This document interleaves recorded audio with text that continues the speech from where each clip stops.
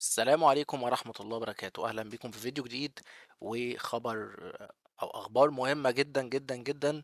وأنا عارف إن ناس كتير جدا مستنيين الأخبار ديت، وخصوصا إن تقريبا مفيش حد في الوطن العربي كله اتكلم عنها لسه.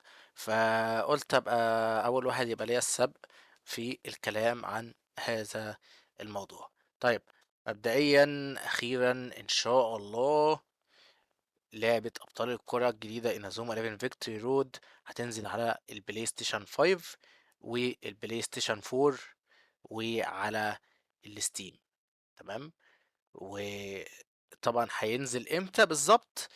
يعني لسه مش معروف، لكن خلينا نقرا الكلام اللي ليفل 5 كاتبينه على الموقع الرسمي بتاعهم. طبعا هو الكلام كله بالياباني، وانا يعني محول اللغة للغة الإنجليزية زي ما انتم شايفين. هو الكلام حرفيا باللغة أو بالشكل اللي كان ظاهر قدامكم، يعني هو كان كله ياباني.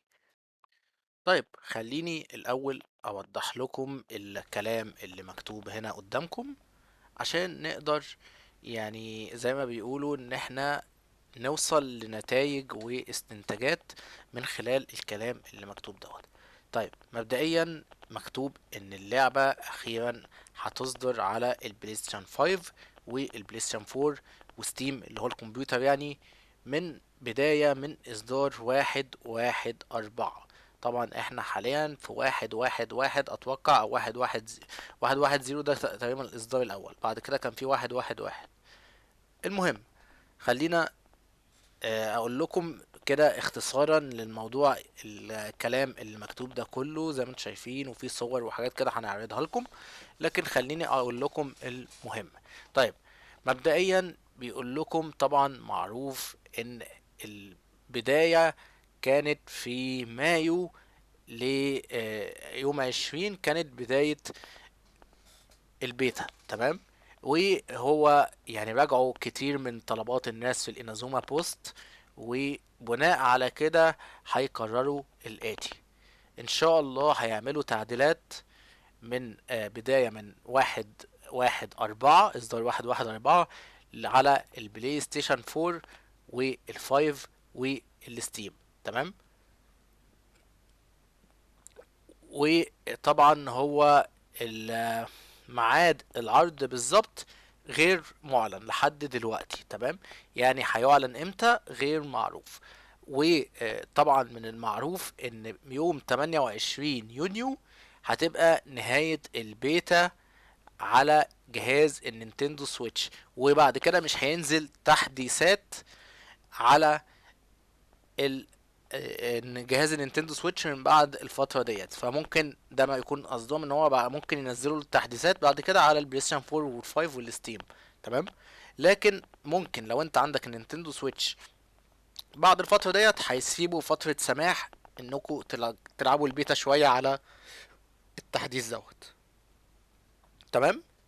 يعني ان شاء الله اللعبه هتصدر بشكل رسمي البيتا من اول اصدار 1/1/4 على الاجهزه البلاي ستيشن 4 و5 وستيم.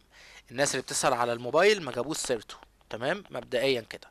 طيب هيبقى في ايه التحديثات اللي هتنزل؟ مبدئيا بيقول لك هتكون اللعبه داعمه لل 4K، جوده الصور ال 4K وال HD، وهيبقى الفريم ريت عالي.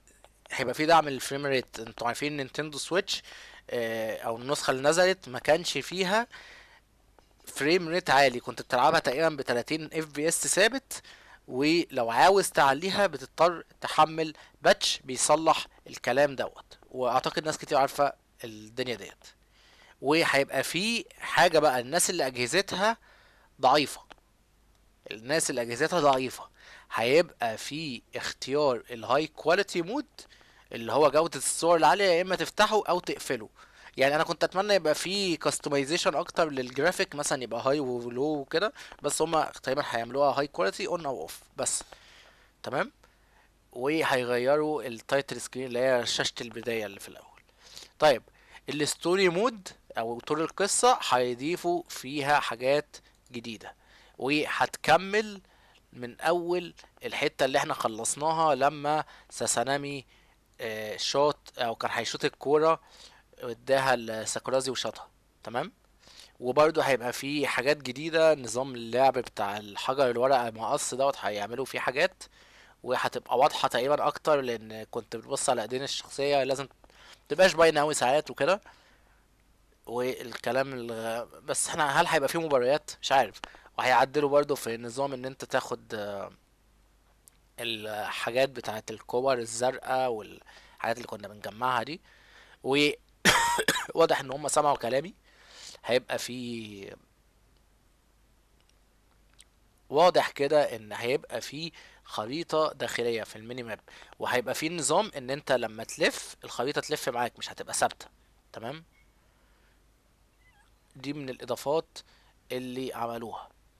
والكويستات اللي هي المهمات الجانبية مش لا الكويستات اللي هي سواء مهمات أساسية أو جانبية اللي انت رايحها، هيبقى فيها برضو يعني تغييرات. تمام. زي ما انتوا شايفين كده.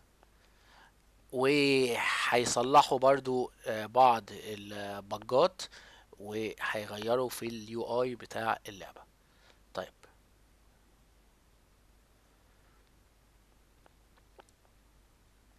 انا شايف هنا في معلومات ان هو 28 مارس مش عارف ايه داونلود يو كان بلاي، ما علينا. بيقولوا اهو تقريبا الحجم اللي هيبقى 5 جيجا تقريبا. واللغات الداعمة الياباني والإنجليزي والصينية التقليدية والصينية البسيطة والفرنسية وإيطاليا ألمانيا أسبانيا برازيل برتغال. للأسف للأسف للأسف مفيش أخبار عن اللغة العربية. وبيقولك عشان تعرف تلعب على النينتندو سويتش لازم تكون ده مشترك. تمام. يعني دافع الاشتراك بتاع النينتندو سويتش عشان تعرف تلعبها مجانية. طيب. ده كل تقريبا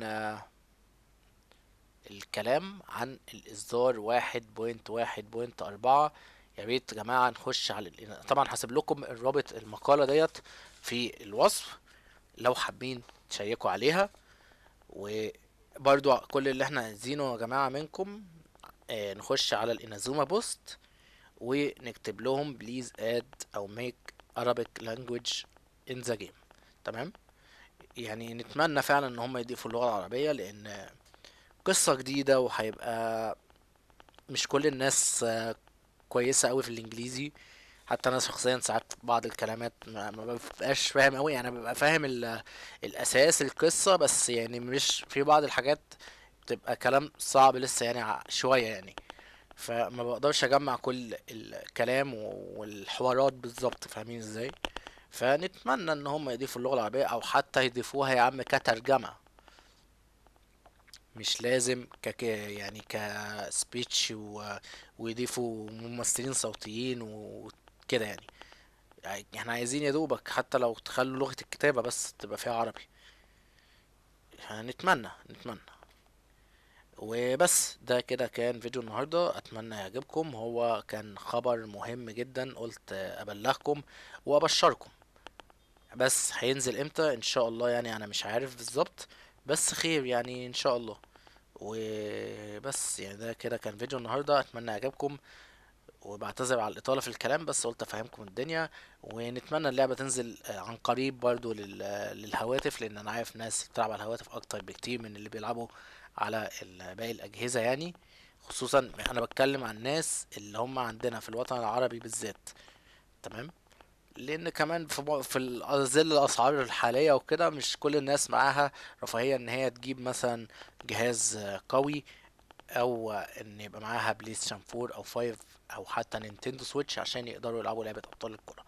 فهم هتنزل ان شاء الله. وفي كمان حاجة برضو كانت على صفحة اللي هي انازوما 11 بالعربي، اللي هي قصدي ليفل 5 بالعربي. كانوا قايلين ان في بطولة هتنزل في الصيف دوت على اجهزة البلاي ستيشن 4 وال5، وكاتبين النينتندو سويتش. مش عارف هل بقى هو اتلخبط قصده ستيم، لان ولا قصده نينتندو سويتش. لو كده هتبقى خلال الفترة بتاعة البيتا. هتبقى امتى بالظبط الله اعلم. وهل كل الناس تقدر تشارك فيها، ولا هيبقى برضو ناس بدعوات خاصة اليوتيوبرز والناس اللي مهتمة بالأخبار والأنمي والكلام دوت؟ يعني هتبقى ناس معينة ولا هتبقى مفتوحة لكل الناس؟ أشوفكم على خير إن شاء الله، والسلام عليكم.